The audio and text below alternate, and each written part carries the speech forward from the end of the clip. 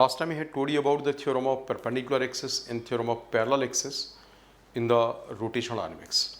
I told you the formulas of all the popular objects about the main axis, what will be the moment of inertia about the main axis, and then I told you how to calculate the moment of inertia about another axis, how to calculate the moment of inertia about another axis when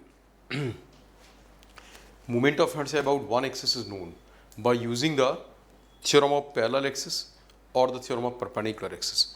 Now I take up the second parameter. I had told you that there are three parameters whose calculation you need to know very well. One was the moment of inertia, second was the torque, and the third is angular momentum.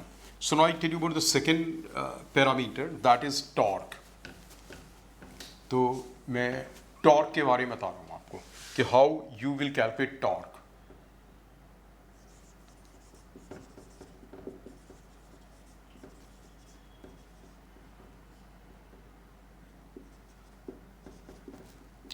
Rotational dynamics. So see about the torque is, you see this is a body. Suppose its axis is passing through this point, and means about this point the body can rotate. Now this is a force acting on the body. Along this direction the force is F. So when you want to calculate the force, torque of this force about this axis, O dash, torque of this force about this axis, it means what? Torque of a force is always calculated about an axis or about a point. ठीक है ना, torque of a force is always calculated about a point or about an axis, and torque is calculated for what? Of the force. So now see, the torque of this force about this axis will be, from this axis we will draw a perpendicular on the line of action of the force. We'll draw a perpendicular on the line of action of the force, and this is distance r. Perpendicular distance is what? R. So the torque tau will be equal to, first of all I write that torque is a vector quantity, but I write that in the scalar form. Basically the way you will calculate that, it is this. See, this is force, I'm not writing it cross product, force into perpendicular distance of the line of action of the force, perpendicular distance of the line of action of the force from the axis or point. मतलब जिस axis या जिस point के about आप calculate करेंगे उससे force की line of action के ऊपर perpendicular distance, that is what torque. और जब इसे वेक्टर फॉर्म में रिप्रेजेंट करते हैं तो वेक्टर फॉर्म में है tau equals to r cross f. अब यहाँ पे जब वेक्टर फॉर्म में होगा, so obviously vector r will be in the form of I cap, j cap, k cap. F will also be in the I cap, j cap, k cap form. Then only you can find r cross f. So vector form में इसका मतलब क्या है आप ठीक से देखेंगे. Just want कि these are the axes of coordinates, and this point is the origin 0, 0, 0. Now the axis passes through a point whose position vector is r1. So position vector r1 will be in the form of I cap, j cap, k cap, and the force that you are applying, this force F, will also be in the form of I cap, j cap, k cap. At this point you are applying the force. This is the point from where axis passes, and this is the point where we are applying the force. Say this point is P. Then see, in position of that point, position vector of that point where you are applying force, this position vector is what? R2. This position vector is what? R2. Then see, tau equals to R means what? Vector R2 minus vector R1, this cross F. This cross F. Do you understand this? Tau equals to vector R2 minus vector R1 cross F. तो R2 minus R1 का मतलब ये हुआ कि point P का position vector इसके relative, अगर वो लोग आपको डायरेक्टली दे देते हैं कि जिस पॉइंट पे फोर्स अप्लाई किया जा रहा है, the position vector of that point with respect to the point from where axis passes, जिस पॉइंट से एक्सिस पास होती है उस पॉइंट के रिलेटिव इसका पोजीशन वेक्टर डायरेक्टली गिवन है r, तो आप R2 माइनस मतलब इसकी वैल्यू सीधे दे रखी होगी तो आप सीधे निकाल दोगे। लेकिन अगर आपको जिस पॉइंट पे फोर्स अप्लाई किया जा रहा है उसका पोजीशन वेक्टर नोन है, जिस पॉइंट से एक्सेस पास हो रही उसका पोजीशन वेक्टर नोन है, so vector R will be calculated by R2 minus R1 then cross F। This is the vector method of calculation of torque. आप इस तरीके से टॉर्क को वेक्टरली कैलकुलेट कर सकते हैं, but most of the time I have scene जो questions में आपको रिक्वायरमेंट होती है वो इस तरीके से रिक्वायरमेंट होती है। मैं इसका एक एग्जांपल से बताता हूँ सो दैट कि आपको what is the meaning of perpendicular distance and all ये बिल्कुल ठीक से क्लियर हो जाए, ठीक है ना। और ये बेसिक पैरामीटर्स जिस बच्चे को जितने एग्जैक्टली और करेक्टली कैलकुलेट करने आते हैं, क्वेश्चंस के सॉल्व होने का चांस उतना हाई है, क्योंकि कॉन्सेप्ट्स तो जिस पे बेस्ड आते हैं। मैं भी आपको बिल्कुल एक एक कॉन्सेप्ट डिस्कस करूंगा जिस पे बेस्ड क्वेश्चंस में आते हैं, सो होपफुली कि आप उन चीज़ों को बहुत अच्छा कर लोगे, ठीक है ना। लुक एट दिस, आप देखो यहाँ पे जैसे बोलोगे कि एक रॉड है और रॉड अपने टॉपमोस्ट पॉइंट से वॉल से हिंज्ड है, मतलब rod can rotate in the vertical plane. Rod जो है इस पॉइंट के अबाउट वर्टिकल प्लेन में रोटेट कर सकती है, मतलब एक्सिस ऐसे होगी, एक्सिस ऐसे होगी ना, तभी तो रॉड क्या होगी वर्टिकल प्लेन में इस एक्सिस के अबाउट रोटेट करेगी। अब आपने रॉड को थीटा एंगल से टर्न करा दिया और छोड़ दिया, बोला कि what is the torque of the weight, torque of the weight. और ऐसे केस में कोई जरूरी नहीं कि वो लोग आपसे बोले भी कि अबाउट पॉइंट ओ, ऑब्वियसली जिस पॉइंट से एक्सिस पास होगी टॉर्क उसी पॉइंट के अबाउट कैलकुलेट करने के लिए होगा, उसी फिर उस टॉर्क का एप्लीकेशन होगा। So torque of the weight of the rod about O. तो सबसे पहले तो आप वेट को मार्क करो। Weight means what, MG. MG कहाँ से लगेगा, सेंटर ऑफ मास से, आपने मार्क कर दिया। ये फोर्स एफ आपका मार्क हो गया। मैं क्रॉस प्रोडक्ट के तरीके से नहीं, मैं आपको सिखा कैसे रहा हूँ, स्केलर मेथड से टॉर्क का मैग्नीट्यूड कैलकुलेट करना, एमजी। अब एमजी जिसको लग रहा है उसकी लाइन पूरी ड्रॉ कर दो, this is the line of action of the MG, जिस लाइन के लॉन्ग लग रहा है, और फिर इस पॉइंट से इसके ऊपर परपेंडिकुलर डाल दो। ये देखो थीटा है, ये थीटा होगा और ये l/2 है। सो ये डिस्टेंस कितनी आ जाएगी, this will be l/2 sine of theta. ये l/2 है और ये थीटा है, so this distance will become what, l/2 sine of theta. Is that clear? So tau is equal to mg into perpendicular distance, that is what, l/2 sin of theta. This is the torque, tau, mg into l/2 sin theta. अब इसको जैसे direction की बात है, direction तुम्हें ऐसे याद रखना है, ये जो mg का टॉर्क है इस पॉइंट के अबाउट रॉड को रोटेट कैसे कराएगा, क्लॉकवाइज या एंटी क्लॉकवाइज, क्लॉकवाइज। अब अगर आप रॉड को यहाँ छोड़ दोगे तो क्या mg फोर्स का ही तो टॉर्क इस पॉइंट के अबाउट लग रहा है, और रॉड रोटेट कैसे करेगी, छोड़ दोगे तो क्लॉकवाइज। तो बस तुम्हें देखना क्या है, क्लॉकवाइज और एंटी क्लॉकवाइज टॉर्क का सेंस है, ये टॉर्क का डायरेक्शन नहीं है, टॉर्क का सेंस है, टॉर्क का डायरेक्शन नहीं है। अब टॉर्क का डायरेक्शन क्या होगा, it is always along the axis. जैसे मैंने क्या बोला था, एक्सिस ये है, दिस इज द एक्सिस जिसके अबाउट ये रॉड रोटेट कर रही है। तो याद रखना है, अगर किसी टॉर्क का सेंस क्लॉकवाइज है तो टॉर्क एक्सिस के अलोंग आपसे अवे होगा, अंदर की ओर होगा, और अगर किसी फोर्स का टॉर्क एंटी क्लॉकवाइज है तो होगा तो टॉर्क एक्सिस के अलोंग, वो किस ओर होगा, आपकी ओर होगा। Anti clockwise sense of rotation के लिए आपकी ओर, एक्सिस के अलोंग आपकी ओर, और क्लॉकवाइज सेंस ऑफ रोटेशन के लिए किस ओर होगा, एक्सिस के अलोंग आपसे अवे।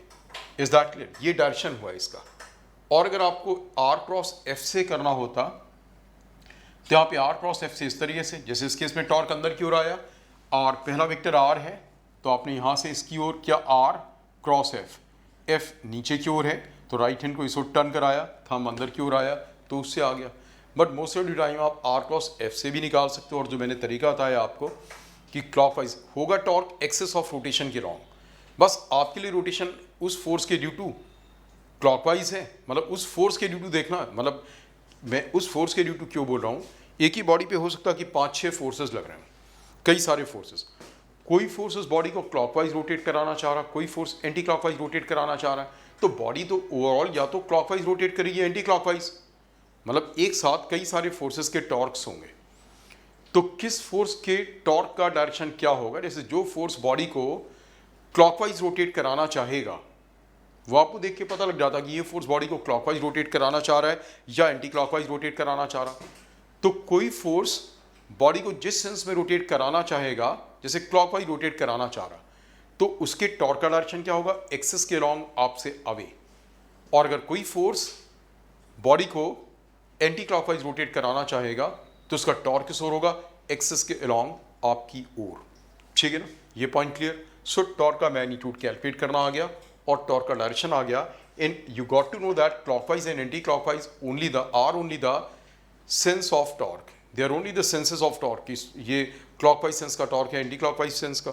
और जब कई सारे फोर्सेस होंगे और आपको ओवरऑल टॉर्क निकालना, तो आप करेंगे क्या, आप एक एक फोर्स का टॉर्क सारे क्लॉकवाइज का निकाल लो, जितने फोर्सेस के टॉर्क क्लॉकवाइज उन्हें निकाल लो, सबका सम कर दो। जितने भी फोर्सेस का टॉर्क एंटी क्लॉकवाइज है उन्हें निकालो, उन सबका सम कर दो। फिर देख लो कि क्लॉकवाइज वाले ज़्यादा हैं, बड़ा है अमाउंट, या एंटी क्लॉकवाइज वाला, तो बड़े वाले अमाउंट में से छोटा वाला सब्ट्रैक्ट कर दो, that is the net torque. और जिस सेंस का अमाउंट बड़ा होगा उस सेंस का ओवरऑल नेट टॉर्क आ गया ना, कोई डाउट तो नहीं, it is perfectly all right. Now see, अब आप देखो, ये मैं रब कर रहा हूँ, ठीक है, अब आप देखोगे। ये था टॉर्क का कैलकुलेशन था। अब टॉर्क के बाद तीसरा पैरामीटर है आपका angular momentum.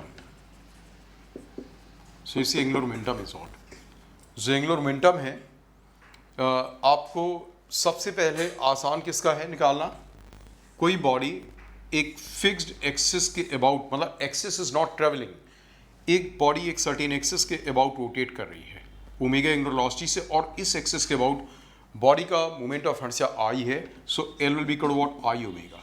Generally I have seen की सबसे ज़्यादा ज़रूरत भी इसकी पड़ती है क्वेश्चंस में, और यही सबसे आसान भी है। मतलब बॉडी की एक्सिस बिल्कुल फिक्स्ड है, ठीक है ना, और वो जिस एक्सिस के अबाउट रोटेट करने के लिए फ्री है, उस एक्सिस के अबाउट उसके एंगुलर वेलोसिटी ओमेगा है। So angular momentum L will be what, I omega. Is that clear? जैसे अभी मैंने जो आपको बताया था कि डिस्क का, स्फीयर का लास्ट क्लास में, वो सब यही तो था। जैसे डिस्क है ये, और डिस्क अपनी सेंट्रल एक्सिस के अबाउट रोटेट करी, सेंट्रल एक्सिस फिक्स्ड है, तो इस केस में इसका इस एक्सिस के अबाउट टॉर्क क्या होगा, इस वाली एक्सिस के about I, that is half M R square, और इसी एक्सिस के अबाउट ओमेगा। अब डायरेक्शन क्या होगा, डायरेक्शन हमेशा जो एंगुलर मोमेंटम, इनफैक्ट ये सारी physical quantities theta, omega, alpha, torque, angular momentum, इस चैप्टर में यही वेक्टर क्वांटिटीज हैं। ये तीन क्वांटिटीज के बारे में मैंने आपको सर्कुलर मोशन में ही बताया था, और यहाँ पे दो वेक्टर क्वांटिटीज नहीं आई हैं, tau and angular velocity omega, sorry angular momentum L. इन दोनों की डायरेक्शन एक्सिस के अलोंग होगी, मतलब ये सारे सबकी डायरेक्शन एक्सिस के अलोंग होगी। ये क्लॉकवाइज और एंटी क्लॉकवाइज के सेंस होता है रोटेशन का, ये डायरेक्शन नहीं है। Direction is always along what, axis of rotation. So direction will be along the axis of rotation, और एक्सिस ऑफ रोटेशन के अलोंग किस ओर होगी, अगर rotation is anti clockwise that will be directed towards the observer. If rotation is clockwise, it will be directed away from the observer. For the anti-clockwise rotation, it will be directed towards the observer, and for the clockwise rotation, it is directed towards the clockwise rotation. It is directed away from the observer, and for the anti-clockwise rotation, it is directed towards the observer. आप समझ गए मेरी बात? आप देखो. Now, so this is what L equals to I into omega, right? तो magnitude भी आ रहेगा, डायरेक्शन भी आ रहेगा। अब दूसरा केस, जिस केस में आपको कैलकुलेट करना पड़ता वो क्या है, जैसे एक रिजिड बॉडी का एंगुलर मोमेंटम था, ठीक है ना, मैंने इसे पहला बोल दिया। और दूसरा केस किसका गया, दूसरा है कि for a particle moving along a straight path, for a particle moving along a straight path। अब इसका एंगुलर मोमेंटम कैसे निकालोगे, जब एक पार्टिकल है, ठीक है, पार्टिकल स्ट्रेट पाथ के रॉन्ग मूव कर रहा है, या कैसे भी मूव कर रहा है, मतलब फॉर ए पार्टिकल आप कर लो, ठीक है ना, फॉर ए पार्टिकल। दो पार्टिकल का तुम्हें ऐसे निकालना, जैसे एक m मास का पार्टिकल, इस मूवमेंट पे इसकी वेलोसिटी सोर v है। पार्टिकल चाहे यहाँ हो, चाहे यहाँ हो, चाहे यहाँ हो, वेलोसिटी का डायरेक्शन ये है।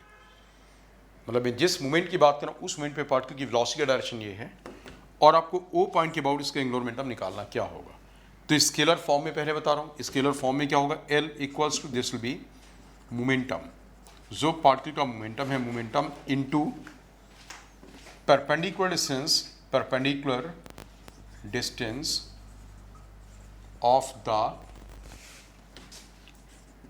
line of action of the momentum. Perpendicular distance of the line of action of the momentum from O. Perpendicular distance of the line of action of the momentum from O.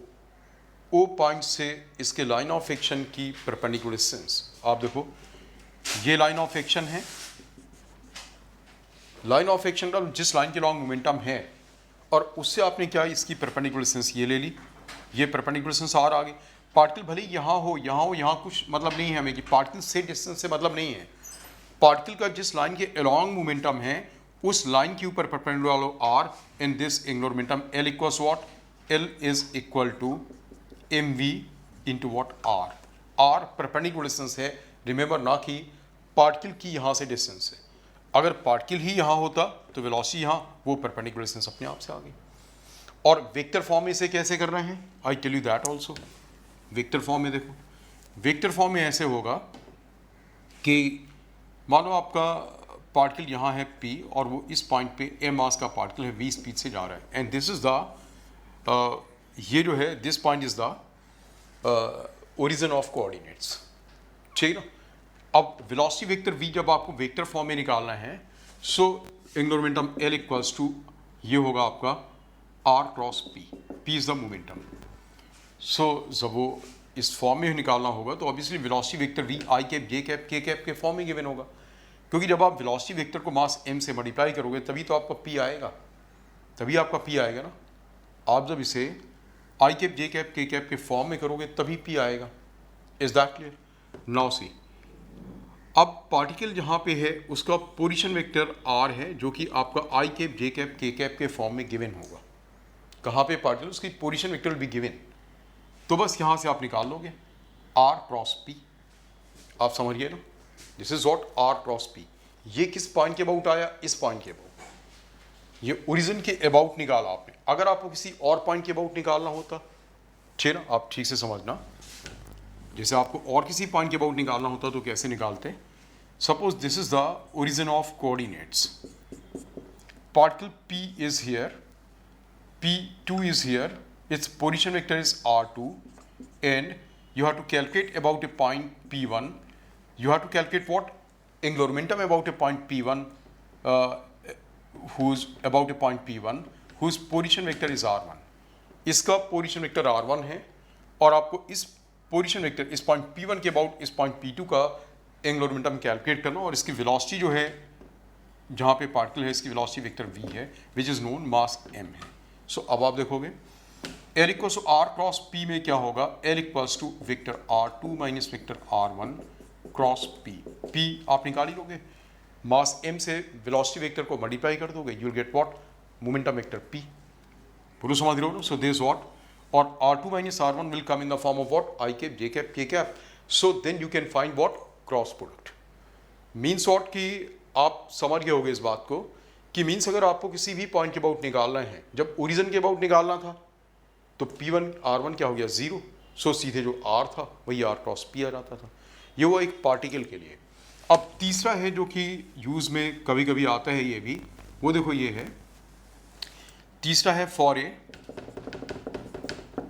Rolling body, for a rolling body. तो for a rolling body क्या होगा, जैसे कि body है, मैं बाद में इस बॉडी का नाम भी दे दूंगा और उसकी वैल्यूज़ भी डाल दूंगा। अभी मैंने ऐसे ही लिया, एक बॉडी है जो कि रोलिंग में है, प्योर रोलिंग में। बताया था ना कल लास्ट टाइम की प्योर रोलिंग क्या होती है, रोलिंग विदाउट स्लिपिंग। ये वही रोलिंग विदाउट स्लिपिंग वाला केस है। ये 20 स्पीड से सोर जा रही है बॉडी और एंगुलर वेलोसिटी ओमेगा से अपनी एक्सेस के अबाउट रोटेट भी कर रही है।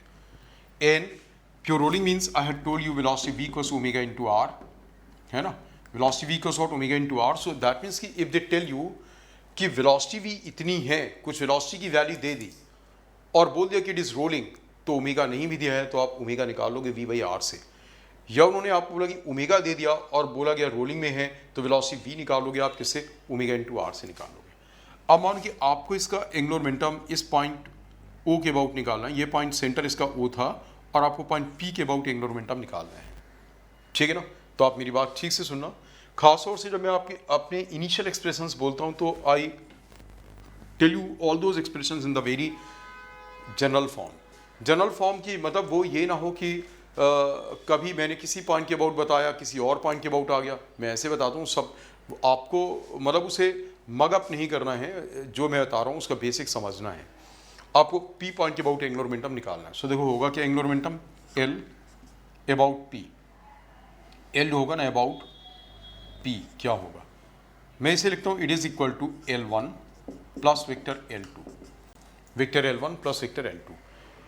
मोस्ट ऑफ द टाइम आपको वेक्टर फॉर्म में नहीं करना होगा, ये रिप्रेजेंटेशन का तरीका था कि vector L1 plus vector L2। अब मैं वेक्टर L1 बताता हूँ। Vector L1 is what, L1 is the this what it is the angular momentum, angular momentum of the angular momentum of the centre of mass about O। जिस point के about निकालना है उस point के about centre of मास का angular momentum. तो ये क्या होगा, angular momentum of A particle, ये पार्टिकल का ही तो एंगुलर मोमेंटम हुआ। Angular momentum of the centre of mass about O का मतलब हुआ angular momentum of the particle, ये पार्टिकल का एंगुलर मोमेंटम हुआ। यानी कि ये m मास का पार्टिकल v स्पीड से जा रहा, तो अभी भी था mv और यहाँ से परपेंडिकुलर डिस्टेंस। मैं जनरलाइज फॉर्म के लिए क्यों बोल रहा हूँ, अगर मान कि इस पॉइंट के अबाउट ना निकाल करके मुझे इस पॉइंट के अबाउट निकालना होता तो मैं इस पॉइंट से मोमेंटम वेक्टर की परपेंडिकुलर डिस्टेंस ले लेता। बट हाँ, जैसे मैं आपको इस पॉइंट के अबाउट क्यों एग्जांपल दे रहा हूँ, आई have seen in most of the questions जब पूछा गया ऐसा कुछ रोलिंग बॉडीज के लिए, सो जो पॉइंट ग्राउंड के कांटेक्ट में होता है जनरली उसी पॉइंट के अबाउट निकालना था। सो आपने पहले पूरी बॉडी को एक पार्टिकल की तरह ट्रीट किया, सेंटर ऑफ मास पे पूरा मास लाई कर रहा था, और आपने उस पॉइंट का एंगुलर मोमेंटम पी पॉइंट के अबाउट कैलकुलेट किया, ठीक है ना। Angular momentum of the centre of mass about O नहीं, अबाउट पी, अबाउट पी, ठीक है ना। L2 क्या है, तो देखो इसका एक डायरेक्शन भी होगा, और जब आपको ऐसे डायरेक्शन पूछा नहीं गया कि एक्सिस के लॉन्ग या कहीं पे, और ये वेक्टर फॉर्म में नहीं, तो डायरेक्शन आप ऐसे निकाला करो, जैसे इस पॉइंट का एंगुलर मोमेंटम सेंटर ऑफ मास का एंगुलर मोमेंटम पी पॉइंट के अबाउट किस सेंस का होगा। आप देखो ये ऐसे जा रहा है इस पॉइंट के अबाउट, तो आपको इसका सेंस क्या लगेगा इस पॉइंट के अबाउट, क्लॉकवाइज, ठीक ना। बस क्लॉकवाइज, सो दैट जैसे दो हैं तो बस पता लग रहा है कि ये क्लॉकवाइज है, दूसरा भी क्लॉकवाइज है, तो आप दोनों का सम कर दोगे और पता लगे कि एक क्लॉकवाइज है एक एंटी क्लॉकवाइज है, तो फिर आपको दोनों का डिफरेंस लेना पड़ेगा। सुनाओ से अब L2, L2 is what, L2 is, जो L2 है वो है angular momentum of the body, angular momentum of the body about, angular momentum of the body about what, O। मतलब वही जैसे O बॉडी इस पॉइंट के अबाउट रोटेट कर रही है, तो that will be what, I omega, that will be what, इस पॉइंट के अबाउट एक्सेस ये है आई ओमेगा। सो यहाँ पे जो एल पी की वैल्यू आ गई, that becomes M B into R, देखो यहाँ पे M B into R plus what, I omega.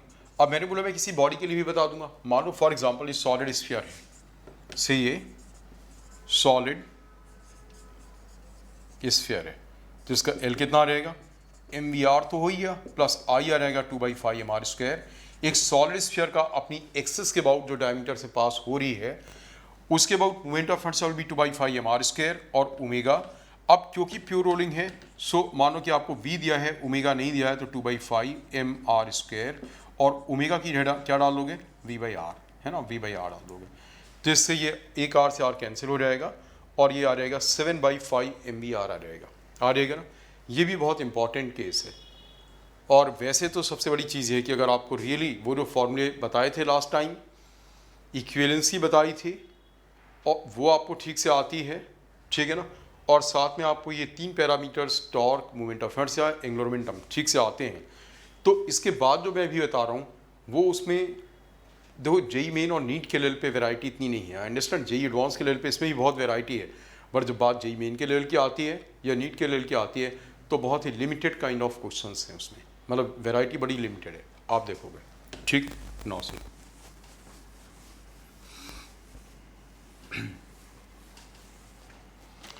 तो मैं स्टार्ट करता हूँ। जैसे पहले टाइप की प्रॉब्लम ये है, फर्स्ट टाइप की प्रॉब्लम, इसे आप मान लो, जिसमें क्या होगा कि फोर्स F इज 0, मतलब जो सिस्टम होगा उसमें फोर्स 0 होगा, ठीक है ना, and torque will also be 0।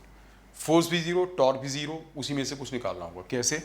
जैसे बोलोगे कि एक रॉड है और रॉड के एक एंड से एक स्ट्रिंग अटैच्ड है और दूसरी स्ट्रिंग, रॉड का मास m और लेंथ l है, दूसरी स्ट्रिंग इसके एक एंड से l/4 डिस्टेंस दूर से अटैच है। अब बोल गया इसमें टेंशन क्या होगा, रॉड में टेंशन क्या होगा ये निकालना है। Is that clear? सो ये मान लो T1 है और ये मान लो T2 है। सो T1 प्लस T2 और ये जो है mg है, ये नीचे की ओर है mg। आपने पहले फोर्सेस मार्क कर दिए T1, T2 and this is what weight mg, so mg is what downwards. आप समझ गए मेरी बात? Now look at this. अब इस सेंटर ऑफ मास के अबाउट आप देखोगे, सबसे पहले तो पता लगा कि बॉडी पे नेट फोर्स जीरो, क्यों? बॉडी ना तो ऊपर जा रही ना नीचे आ रही। It means T1 plus T2 is equal to what weight mg। इसका मतलब ये होगा कि T1 plus T2 is equal to what weight mg की इक्वल होगा, ऊपर का फोर्स नीचे की फोर्स की इक्वल। अब इस पॉइंट के अबाउट टॉर्क लूंगा तो आप देखो T1 का टॉर्क होगा T1 इंटू L/2।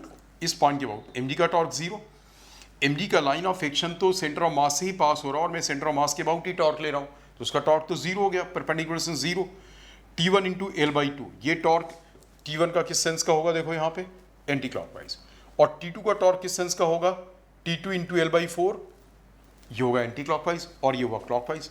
तो बस क्योंकि बॉडी रोटेट नहीं कर रही है, दैट मीन्स कि नेट टॉर्क भी जीरो होगा, तो clockwise torque is equal to what anti clockwise torque. दो अननोन से T1 और T2 और दो इक्वेशन से आप कैलकुलेट कर लोगे। सो मैंने केवल एक एग्जांपल दिया कि दिस इज टाइप 1। मतलब टाइप 1 में क्या हुआ, टाइप 1 में ये हुआ कि आपको उस सिस्टम का एबीडी बनाओ, ऊपर के फोर्सेस नीचे की इक्वल, लेफ्ट के फोर्सेस राइट की इक्वल, रिजोल्यूशन करना पड़े तो रिजोल्यूशन करो, क्योंकि नेट फोर्स जीरो है इसलिए बॉडी किसी भी डायरेक्शन में आप इक्विलिब्रियम में होगी, बॉडी नेट फोर्स जीरो होगा। और साथ में किसी भी पॉइंट के अबाउट टॉर्क लोगे, जरूरी नहीं कि आप इसी पॉइंट के अबाउट टॉर्क लेते, बॉडी रोटेट नहीं कर रही तो नहीं कर रही है। ऐसा थोड़ी हो सकता कि बॉडी एक पॉइंट के अबाउट रोटेट कर रही बट दूसरे पॉइंट के अबाउट बॉडी रोटेट ही नहीं कर रही है। Is that clear? तो आप चाहे इस पॉइंट के अबाउट टॉर्क लेना चाहो, इस पॉइंट के अबाउट टॉर्क लेना चाहो, इस पॉइंट के अबाउट, अगर बॉडी इक्विलिब्रियम में है मीन्स कि इट इज नॉट रोटेटिंग, तो दैट मीन्स कि it is for sure that the torque, उसमें कोई टॉर्क क्लॉकवाइज होगा, कोई एंटी क्लॉकवाइज होगा, और क्लॉकवाइज टॉर्क का सम एंटी क्लॉकवाइज टॉर्क के सम के इक्वल होगा, इट इज फॉर श्योर। तो आप किसी भी पॉइंट के अबाउट ले लोगे, और सिस्टम में बहुत वैरायटी हो सकती है इसके फिगर्स में, ठीक है ना। अब आप देखो नाउ सी टाइप 2। टाइप 2 के जो क्वेश्चंस हैं उनमें क्या होगा, टाइप 2 में torque is zero but force is not zero. तो ये टाइप 2 है बट मैं यहाँ पे नहीं बता रहा हूँ, क्योंकि एक तरीके से ये क्या हुआ, ये क्वेश्चन न्यूटन्स लॉज का है, आप समझ गए ना। न्यूटन्स लॉ में जो बॉडीज होती थी स्लाइड ही तो करती थी, है ना, इंक्लाइन पे हो कहीं पे भी हो, रोटेट तो नहीं करती थी। रोटेट नहीं करती थी दैट मीन्स कि टॉर्क वाज जीरो और फोर्स जीरो नहीं होता था, तभी तो आप नेट फोर्स की डायरेक्शन में इक्वेशन बनाते थे, net force equal to mass m into A. तो ये न्यूटन्स लॉज के क्वेश्चंस हैं, इस चैप्टर के नहीं है, ये रोटेशन डायनामिक्स के नहीं है। अब टाइप 3, टाइप 3 में क्या होगा, टाइप 3 में होगा कि force is not zero and torque is also not zero, ठीक है ना, ना तो फोर्स जीरो है ना ही टॉर्क जीरो है, ठीक है ना। या मैं इस वाले पे आता हूँ, अभी मैं पहले आपको एक और क्वेश्चन करा दूँ, ठीक है ना। जैसे इसके पहले बताया मैंने कि मैं टाइप 3 में इसमें आता हूँ, टाइप 3, जिससे तुम्हें एक और भी चीज़ क्लियर होगी, torque is not zero but force is zero. मतलब व्हाट, बॉडी रोटेट कर रही होगी लेकिन बॉडी ट्रांसलेट नहीं कर रही होगी। Net force is zero means body will not be translating but body will be rotating because torque is not zero। See question ये है, आपके पास एक ये वॉल है और ये हॉरिजॉन्टल फ्लोर है और एक सिलेंडर है, सॉलिड सिलेंडर। सॉलिड सिलेंडर को आपने क्या किया है, इसे ओमेगा एंगुलर वेलोसिटी सोर्स दे करके आपने ओमेगा 23 से एंगुलर वेलोसिटी रोटेट करके दी और कॉर्नर पे छोड़ दिया है। कोएफिशिएंट ऑफ फ्रिक्शन यहाँ पे भी म्यू है और कोएफिशिएंट ऑफ फ्रिक्शन यहाँ पे भी म्यू है। फिर आपने क्या किया, इस सॉलिड सिलेंडर को आपने कॉर्नर पे छोड़ दिया है, एंगुलर वेलोसिटी ओमेगा आपने रोटेशनल वेलोसिटी दे दी और आपने इसे कॉर्नर पे छोड़ दिया, ठीक है ना। और यहाँ पे भी रफ है, यहाँ पे भी रफ है, मास m है इसका सिलेंडर का, रेडियस r है, और पूछा गया after initial angular velocity omega naught दी है, after how many rotations will it stop. कितने रोटेशंस के बाद इसका रोटेशन खत्म हो जाएगा, रोटेशन इसका रुक जाएगा, ये आपको बताना है, ठीक ना। Let's see, we mark the first of all the FBD. यहाँ से रिएक्शन N1 लगा, यहाँ से कांटेक्ट में है, रिएक्शन N2 लगा। इस पॉइंट पे सिलेंडर का मोशन किस ओर है, इस ओर हुआ ना, तो इस पॉइंट पे फोर्स ऑफ फ्रिक्शन इस ओर लगेगा, कितना लगेगा, यहाँ रिएक्शन N1 है तो फ्रिक्शन लगेगा म्यू N1। इस पॉइंट पे रोटेशन मोशन किस ओर है, नीचे की ओर, तो फोर्स ऑफ फ्रिक्शन किस ओर रहेगा, ऊपर की ओर, कितना लगेगा, म्यू N2, क्योंकि रिएक्शन N2 है। अब देखो बॉडी ये ना तो ऊपर जा रही है, ना नीचे जा रही है, ना लेफ्ट जा रही है, ना राइट जा रही है, इसका मतलब कि बॉडी के ऊपर नेट फोर्स क्या है, जीरो। सो आपने ऊपर के फोर्सेस जो हैं mu N2 plus N1 is equal what क्या कर दिया, mg के इक्वल कर दिया।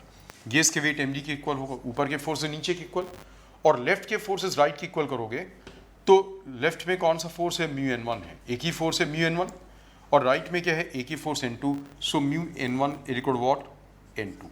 इन इक्वेशंस में दो ही अननोन्स हैं, N1 और N2।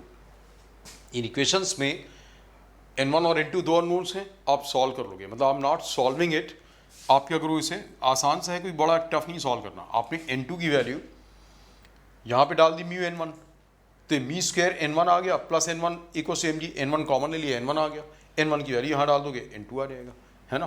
तो इससे होगा सॉल्व फॉर, ठीक ना, solve for N1 and N2। आप इसे N1 और N2 के लिए सॉल्व कर लोगे। जब ये N1 और N2 के लिए सॉल्व हो जाएगा तो फिर अब आप देखो कि इस पॉइंट के अबाउट ये रुक रहा है, इसके पास एंगुलर वेलोसिटी है। जैसे आप ट्रांसलेशनल मैकेनिक्स में आप कैसे सोचते थे, कोई बॉडी चल रही है और चल के कुछ देर के बाद रुकती है, तो आप सोचते थे इसके ऊपर रिटार्डेशन जरूर से होगा, नहीं तो ये रुकेगी कैसे।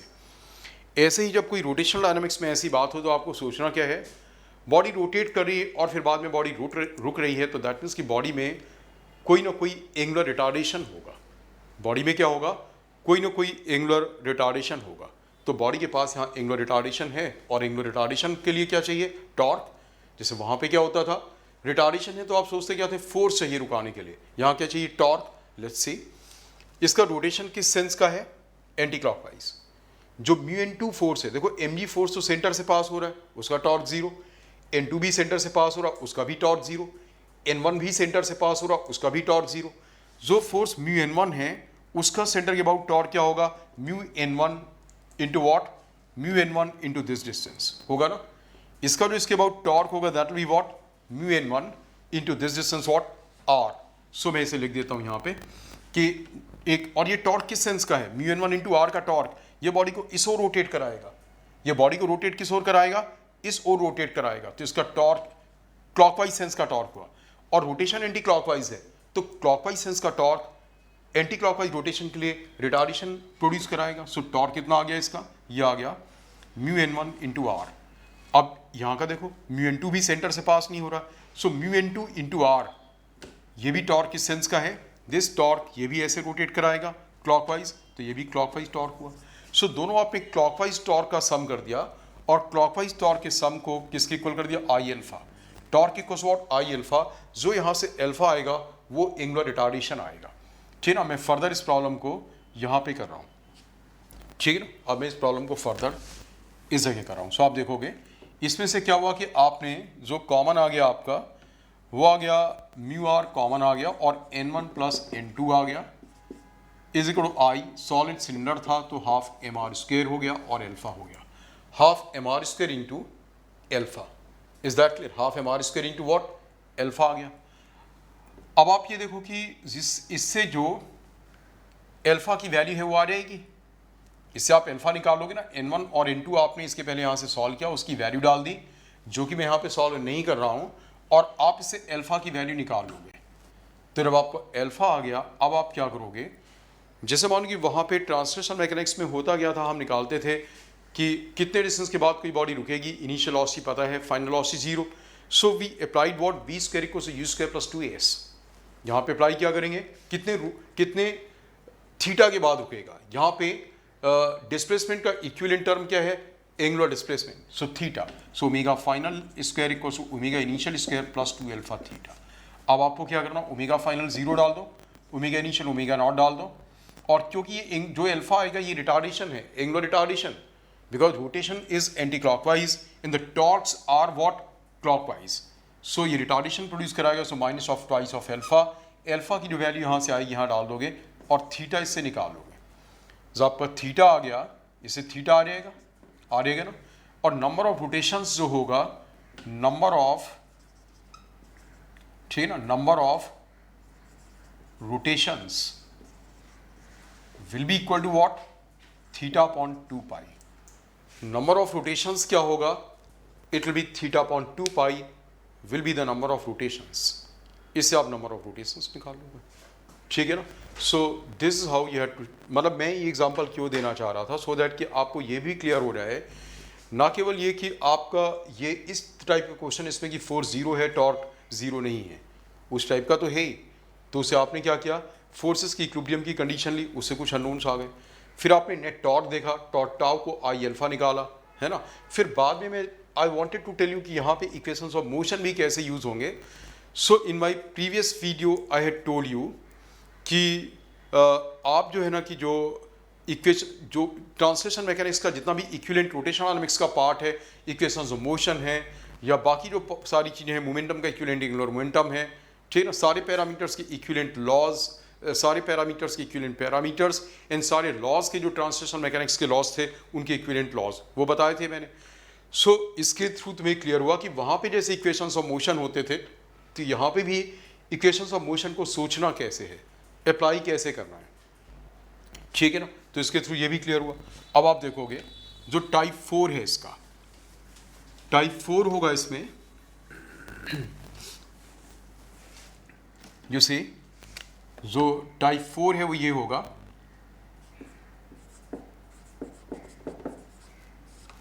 यू सी टाइप 4 क्या होगा, टाइप 4 इसकी force is not zero and torque is not zero, इस टाइप के क्वेश्चंस वैसे सबसे ज़्यादा होते हैं, force is not zero, torque is not zero.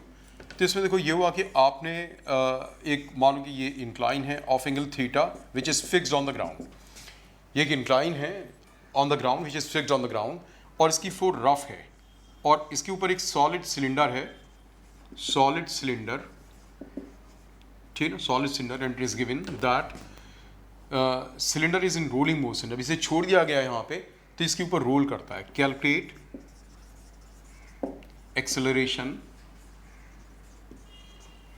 Of the cylinder, calculate acceleration of the cylinder as it rolls down, as it rolls down, ठीक है ना, एज इट रोल्स डाउन।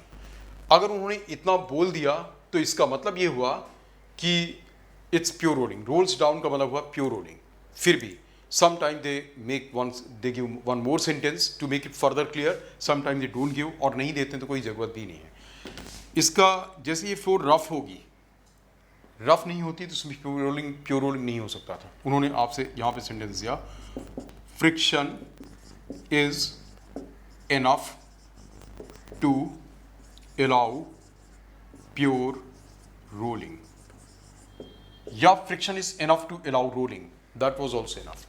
यानी इसमें इतना फ्रिक्शन है कि स्लिपिंग नहीं होगी, ये रोल करके ही नीचे आएगा, ठीक है ना, ये क्या होगा, ये रोल करके ही नीचे आएगा, दैट इज, वो काफ़ी है, ठीक है ना। नाउ लुक एट दिस, अब आप देखोगे नाउ सी, मैं पहले एक कॉन्सेप्ट बताता हूँ। कॉन्सेप्ट इज दिस कि अगर ये फ्लोर रफ भी है, जैसे आपको याद होगा ट्रांसलेशन मैकेनिक्स में जब एक कोई बॉडी रफ फ्लोर के ऊपर चलती थी तो फ्रिक्शन के अगेंस्ट एनर्जी का लॉस होता था, फ्रिक्शन के अगेंस्ट एनर्जी का लॉस होता था। बट यहाँ पे क्या होगा, if motion is pure rolling, मतलब रोलिंग से भी काम चल जाता, pure rolling, tell you, so मैं बोल रहा हूँ motion is pure rolling, there is loss of energy, there is no loss of energy against friction, तो फ्रिक्शन के अगेंस्ट एनर्जी का लॉस नहीं होगा। Is that clear? जब भी मोशन प्योर रोलिंग का होगा तो रफ फ्लोर है, इसके बावजूद भी फ्रिक्शन के अगेंस्ट एनर्जी का लॉस नहीं होगा। होता क्या कि ऐसे केस में फ्रिक्शन केवल एक मैकेनिज्म जनरेट करता है जो कि ट्रांसलेशनल मोशन को रोटेशन में कन्वर्ट करता है या रोटेशन को ट्रांसलेशन में। Like if the forehead been smooth, ये स्लाइड करके नीचे आता तो केवल ट्रांसलेशनल काइनेटिक एनर्जी होती। फ्रिक्शन ने क्या करा, ये नीचे तो आएगा ही आएगा, ट्रांसलेट तो कर ही रहा है, बट साथ में रोटेशन भी हो रहा है। सो दैट मीन्स कि फ्रिक्शन का काम हुआ कि जो एनर्जी अदरवाइज ट्रांसलेशनल होती उसका कुछ पार्ट अब रोटेशनल में कन्वर्ट हो जाएगा, उसका कुछ पार्ट क्या होगा, रोटेशनल में कन्वर्ट हो जाएगा, ठीक है ना, बट वो एनर्जी का लॉस नहीं होने देगी। अब इसके सॉल्व करने का एक तरीका देखा हुआ, मान लो ये h हाइट से था और नीचे पहुंचा यहाँ पे, तो लॉस ऑफ पोटेंशियल एनर्जी कितना हुआ, mgh, it's loss of potential energy. और जब यहाँ पहुंचा तो इसकी वेलोसिटी v थी और इसकी एंगुलर वेलोसिटी ओमेगा है, velocity v and angular velocity omega. तो इसके पास ट्रांसलेशनल काइनेटिक एनर्जी आ गई हाफ mv स्क्वायर और रोटेशनल काइनेटिक एनर्जी आ गई half i omega square. So this what mgh equal to half mv square plus half i omega square. Is that clear? mgh equal to what, half mv square plus half i omega square. So this becomes say mgh is equal to half mv square plus half i में आ गया यहाँ पे half mr square, क्योंकि solid cylinder है और rolling में omega v by R होगा, so v square by R square आ गया। So this becomes the mgh is equal to half mv square plus 3/4 mv square, क्योंकि यहाँ पे आर स्क्वायर से आर स्क्वायर कैंसिल होगा, so this 1/4 mv square and this becomes 3/4 mv square. एक equation ये हुआ और यहाँ पे आपने m से m कट कर दिया। एक equation law of conservation of energy का ये एक स्टैंडर्ड मेथड है। जब भी किसी इंक्लाइन के ऊपर आपको किसी बॉडी का बोला जाए रोल करते हुए नीचे जा रही, उसका एक्सेलरेशन निकालना है, तो बस केवल जैसे मैं ये इस स्टेप में चेंज कहाँ पे आएगा, बॉडी के शेप का, क्योंकि सॉलिड सिलेंडर था, मैंने आई की जगह हाफ mr स्क्वायर डाला, सॉलिड स्फीयर होता आप 2/5 mr स्क्वायर डालते, या जो भी बॉडी होती उसके अकॉर्डिंगली उसका आई डालते, there is no other change, बाकी चीज़ें यही है।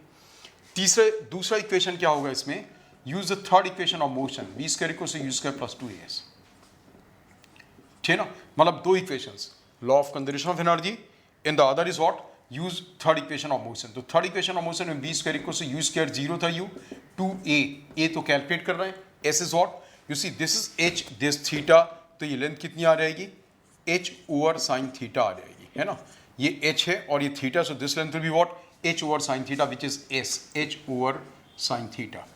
अब v स्क्वायर की वैल्यू क्या आ गई, 2ah ओवर साइन थीटा, वो v स्क्वायर की वैल्यू मैं इस वाली इक्वेशन में डालूंगा तो आप देखोगे यहाँ पे, ठीक है ना, मैं यहाँ पे डालता हूँ, यू सी दिस बिकम्स कि gh इज इक्वल टू 3/4 और v स्क्वायर की जगह आ गया 2ah ओवर साइन थीटा, तो इससे आपका h से h गेट्स कैंसल्ड और ये 2 आ जाएगा, तो a equals to 2/3 g sine theta. Expression a क्या आ गया, 2/3 g साइन थीटा आ गया, दिस इज द एक्सेलरेशन, ठीक है, ये आपका एक्सेलरेशन आ गया ना। सो बस दो स्टेप्स, चेंज क्या आएगा, बॉडी में सॉलिड सिलेंडर की जगह बॉडी हो सकता कुछ और हो, इतना ही चेंज आएगा, कोई और ज़्यादा चेंज इसमें नहीं आएगा, ठीक है ना। अब मैं आपको इसका दूसरा तरीका भी बता रहा हूँ। दूसरा तरीका बताने का रीज़न है कि कुछ एक क्वेश्चंस उस तरीके से ही सॉल्व होंगे, मतलब जरूरी नहीं कि बिल्कुल क्वेश्चंस इसी टाइप के ही होंगे, और भी होंगे जिनमें कि फोर्स भी जीरो नहीं होगा, टॉर्क भी जीरो नहीं होगा, and you will have to calculate what, acceleration. There be other questions also, so I tell you for those questions, I tell you the other way also. Look at this, इसमें given है ना, friction is enough to allow pure rolling, this is important. यहाँ पे इसका use क्या हुआ, यहाँ पे इसका यूज हुआ कि there is no loss of energy, और अब जो तरीका बता रहा हूँ उसमें इस सेंटेंस का यूज क्या होगा, आई टेल यू दैट, ठीक है ना। मैं इसे बिल्कुल रब करता हूँ, I make the fresh figure and I tell you that. See, ये तरीका है कि जिसमें जैसे यही वाला एग्जांपल मैं दे रहा हूँ, तो आपके पास जो सिलेंडर है सॉलिड यहाँ पे है, m मास का, r रेडियस का, और ये फिक्स्ड है, फ्लोर इसकी रफ है, ठीक है ना, और coefficient of friction is not given, but this is given that it's enough to allow pure rolling. I make the FBD, mg, this what mg, this what reaction n, ये mg है और ये क्या है, n है। अब जब ये नीचे की ओर आएगा, जैसे फ्रिक्शन नहीं होता तो स्लाइड करता, फ्रिक्शन है तभी तो पीछे की ओर फोर्स लगेगा और वो रोटेशन क्रॉस करेगा, तो फ्रिक्शन इस ओर लगा, क्योंकि म्यू नहीं पता है, we write what, F friction, हम लिखते क्या हैं, F friction. N F friction mg, these are the forces. हमने कंपोनेंट्स में रिजॉल्व किया थीटा, और ये थीटा और ये हो गया आपका 90 minus theta, so this theta. अब इसका mg का इस और कंपोनेंट आएगा mg cos ऑफ थीटा, और इस और कंपोनेंट क्या आया mg साइन ऑफ थीटा, है ना, mg sine of theta, mg cos of theta, and this is what mg sin of theta. Is that clear? Now see how you solve it. नीचे की ओर इसका एक्सेलरेशन है, so it becomes mg sin of theta minus F friction is equal to mass m into a. mg sin theta minus F friction equals what? Mass m into a. And इस direction में there is no motion, so n will be equal to mg cos theta, though we do not need that. ठीक है, अब देखो एक equation ये हुआ. दूसरा equation, let's talk about torque, क्योंकि जब बॉडी ये रोल कर रही तो दैट मीन्स इसमें ट्रांसलेशन भी है, रोटेशन भी है. तो अगर ट्रांसलेशन भी रोटेशन भी, तो रोटेशन के लिए टॉर्क चाहिए. टॉर्क के लिए देखो mg फोर्स सेंटर से पास करा, उसका टॉर्क जीरो, क्योंकि सेंटर से ही पास करा इसकी एक्सिस से. mg sin theta mg cos theta केवल उसके कंपोनेंट्स ही हैं, इसलिए need not to worry about that. n is also passing through what? Axis, इसलिए n का भी torque zero. There is only one force F friction which is not passing through the axis. So there will be torque of what? Force of friction. So torque of force of friction becomes what? F friction is equal to what? F friction into radius r. You can see that F friction is along this direction, and this line of action of the F friction is at r distance. Perpendicular distance is what? R. So into r is the torque. Torque equals what? I alpha. So F friction into R equals to I is half mr square, it being a solid cylinder. And because it is known that it is pure rolling, so I had told you during the pure rolling A equals what? Alpha into R. Pure rolling में A क्या होता है? It is alpha into R. So in place of alpha we can write what? A by R. I write here A by R. So R से R cancel हुआ. This is the use of that sentence. Friction is enough to allow pure rolling. When you know that it's pure rolling, you can say, you can write that A equals to alpha R. So alpha becomes what? A by R. एक R से R cancel, और एक R से ये R cancel हो गया. So यहाँ से F friction की वैल्यू क्या आ गई? Half ma. We'll keep this value here, F friction. So this becomes mg sin theta minus half ma is equal to ma. That is 3 by 2 ma is equal to mg sin of theta. So A equals what? 2 by 3 g sin of theta. Is that clear? This is the acceleration. ये इसका acceleration होगा नीचे की ओर, यही उससे हमने निकाला था. इस मेथड में थोड़ी सी यूटिलिटी और क्या ज़्यादा है, ठीक है ना. मतलब जैसे ये क्वेश्चन दोनों में इक्वल ईज के साथ सॉल्व होता, आपकी मर्जी, आप जिससे भी सॉल्व करो. बट बहुत से केसेस में क्या होगा, जैसे वहाँ पे आपको प्योर रोलिंग ऐसे दिख रहा था, वो नहीं दिखेगा. मतलब मैं एक दो फिगर इसके बाद बनाऊंगा अभी आपके पास, ठीक ना, बनाऊंगा मैं कैसे होगा वो, तो वहाँ पे ये मेथड ज़्यादा सुटेबल होगा. बट इस मेथड में एक चीज़ और भी रिवील हो रही है. What is the meaning of the fact that friction is enough to allow pure rolling. दो यहाँ पे फ्रिक्शन की वैल्यू कितनी आई? Force of friction is half M A, यही आया ना. I keep now the value of A half M, A की value 2 by 3 ji sine theta. So ये कैंसिल हो गया. This what? 1 by 3 M G sine theta. So look at this. This is something very surprising, though not that surprising. Mechanically हम कई बार force of friction की value निकाल लेते हैं बिना कोएफिशिएंट ऑफ फ्रिक्शन के जाने हुए भी. फोर्स ऑफ फ्रिक्शन की value 1 by 3 ji sine theta हमने कैलकुलेट की, ठीक ना. ये लिमिटिंग फ्रिक्शन नहीं है जो आपने न्यूटन्स लॉ में किया था. न्यूटन्स लॉ में आपने पढ़ा था फोर्स ऑफ फ्रिक्शन लिमिटिंग क्या होता था? म्यू इंटू एन होता था. जो लिमिटिंग फ्रिक्शन होता था वो क्या होता था? म्यू इंटू एन होता था न्यूटन्स लॉज वाले में. Is that clear? Is that clear? ठीक ना. न्यूटन्स लॉज वाले केस में जो होता था वो फोर्स ऑफ फ्रिक्शन क्या होता था? म्यू इंटू एन होता था. अब हमें म्यू के बारे में नहीं पता था, फिर भी निकाला. इसका मतलब क्या है आप देखोगे, जैसे जो न्यूटन्स लॉज वाला कोएफिशिएंट ऑफ फ्रिक्शन है म्यू है, मतलब न्यूटन्स लॉज में दो थे, म्यू क्यू और म्यू एस. म्यू क्यू और म्यू एस मान लो ऑलमोस्ट इक्वल हैं, मैं उसे म्यू ले रहा हूँ. सो अगर आप न्यूटन्स लॉज के अकॉर्डिंगली कैलकुलेट करते तो क्या आता? लिमिटिंग फ्रिक्शन आता. लिमिटिंग फ्रिक्शन की वैल्यू क्या होती? It will be equal to mu N, और एन यहाँ पे कितना है? M g cos theta. So mu into m g into cos of theta, ठीक ना. N equals what? M g cos of theta. This a limiting friction. तो Newton's laws के accordingly इतना फोर्स ऑफ फ्रिक्शन होता, limiting वाला होता. Is that clear? अब ठीक से समझोगे मेरी बात, ये हुआ यहां पे कि we need so much of force of friction for the motion to make pure rolling. Is that clear? अब है क्या, अगर लिमिटिंग फ्रिक्शन की वैल्यू मान लो 12 न्यूटन है, लिमिटिंग फ्रिक्शन की वैल्यू से 12 न्यूटन है, राइट, और इसकी वैल्यू सपोज 9 न्यूटन है, मतलब what is the friction needed to cause the pure rolling is smaller than what, limiting friction, then pure rolling will take place and how much friction will act, only as much is needed. ठीक है ना? अगर limiting friction की value ज्यादा आ रही है इस वाले फ्रिक्शन से जो हमें प्योर रोलिंग के लिए रिक्वायर्ड है, तो प्योर रोलिंग होगी और फोर्स ऑफ फ्रिक्शन लगेगा कितना, जितना रिक्वायर्ड है उतना लगेगा, जितना लिमिटिंग फ्रिक्शन है उतना नहीं लगेगा। आप समझ गए मेरी बात? तो जब एग्जामिनर ने बोला friction is enough to allow pure rolling, तो मतलब ये था जो फ्रिक्शन प्योर रोलिंग के लिए रिक्वायर्ड है, लिमिटिंग फ्रिक्शन की वैल्यू उससे ज्यादा होगी। ठीक है ना? अब अगर मान लो कि ऐसा होता कि हम जितना फ्रिक्शन प्योर रोलिंग के लिए रिक्वायर्ड है उसे हम लिमिटिंग फ्रिक्शन के इक्वल करते, मतलब हम उसे एक, मतलब not limiting friction rather what, हम एक नया कोएफिशिएंट ऑफ फ्रिक्शन एक डिवाइस करते और हम बोलते कि हमें जितना फोर्स ऑफ फ्रिक्शन रिक्वायर्ड है, जितना फोर्स ऑफ फ्रिक्शन रिक्वायर्ड है, हम एक नया कोएफिशिएंट ऑफ फ्रिक्शन डिसाइड निकालते हैं म्यू आर, वो ये वाला नहीं है न्यूटन लॉ वाला, एक नया कोएफिशिएंट ऑफ फ्रिक्शन डिफाइन किया और उसे म्यू आर इंटू एन के इक्वल किया, N that is mu r into m g cos of theta. ठीक, हमने उसे इसके इक्वल किया, मतलब इसलिए कि अगर हमें जितना फोर्स ऑफ फ्रिक्शन रिक्वायर्ड है, एक ऐसा कोएफिशिएंट ऑफ फ्रिक्शन डिसाइड कर रहे हैं कि अगर उतना कोएफिशिएंट ऑफ फ्रिक्शन वाला हो तो मोशन प्योर रोलिंग का होगा। सो यहां से म्यू आर की वैल्यू क्या आ गई, ये आ गया आपका 110 थीटा बाई 3।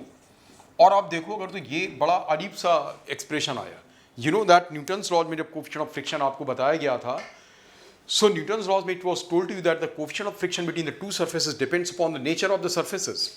ये nature of the surface पे डिपेंड नहीं कर रहा है, आप जिस चीज का सिलेंडर बना है, जिस मटेरियल का वेज है, you keep them same, theta change कर दो म्यू आर चेंज हो जाएगा। 3 भी आ रहा है, 3 का मतलब क्या, मैंने जब यहाँ पे हाफ एम आर स्क्वायर लिया था तो 3 आया, मैं बॉडी कुछ और लेता 3 ना आकर के कुछ और आता है यहाँ पे। सो दैट मीन्स व्हाट, ये एक artificially defined coefficient of friction है, ये वैसा नहीं जैसा नेचुरल वाला था, ये वैसा नहीं हुआ। सो अब इस चीज का यूज क्या हुआ कि coefficient of rolling friction define करने का, आप इतना सब डिस्कशन की याला बड़ा है याला बड़ा है, उसकी जगह सीधे ये बोल सकते थे इफ म्यू, म्यू का मतलब याला म्यू, न्यूटन्स लॉज वाला, if mu is greater than mu are तो क्या होगा, motion will be pure rolling. Friction लगेगा कितना, म्यू आर इंटू एन लगेगा, लेकिन मोशन क्या होगा, प्योर रोलिंग का होगा। ठीक है ना? तो रोलिंग विल टेक प्लेस, और एग्जामिनर का मतलब यही था कि friction is enough to allow pure rolling, और if mu is less than mu are तो क्या होगा, rolling with slipping will take place. मतलब friction is not enough to allow pure rolling, मतलब याला छोटा होता और याला बड़ा होता, इसलिए रोलिंग नहीं हो पाएगी, क्योंकि ये तो लिमिटिंग फ्रिक्शन है, इससे ज़्यादा लग नहीं सकता है। फ्रिक्शन इतना लग रहा होगा तो इस केस में क्या होगा, रोलिंग विद स्लिपिंग। इस केस में क्या होगा, rolling with slipping will take place. Is that clear?